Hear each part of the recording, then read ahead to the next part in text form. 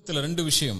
இந்த ரெண்டு விஷயத்தை ஆழமா மனசுல பதிய வச்சாலே நம்முடைய எல்லா பிரச்சனைகளுக்கும் கவலைகளுக்கும் இதான் மருந்து, இதான் மந்திரமும் கூட. முதல் மந்திரம், நம்முடைய வாழ்வாதாரம் இந்த உலகத்தில் முடிவு செய்யப்பட்டது. நம்முடைய கடைசி சொட்டு தண்ணீரை அருந்தாத வரைக்கும் மரணம் நம்மை வந்தடையாது. நம்முடைய வாழ்வாதாரத்திலிருந்து ஒரு ரூபாய் யாரும் எடுத்துடவும் முடியாது, ஒரு ரூபாய் யாரும் கொடுத்துடவும் முடியாது. நம்முடைய தாயுடைய கருவறையில் நாம் உதயமாவதற்கு முன்னதாகவே இந்த வாழ்வாதாரம் முடிவு செய்யப்பட்டது. முடிஞ்ச வரைக்கும் முயற்சி செய்யணும், அல்லாஹ் கொடுக்கறது கொண்டு திருப்தி ஆயிரணும். இரண்டாவது மந்திரம், இந்த உலகத்தில் எந்த ஒரு தீமையும் சோதனையும் பிரச்சனையும் கவலையும் நம்மை வந்தடையாது இறைவன் நாடாத வரைக்கும். வருவது நலவு.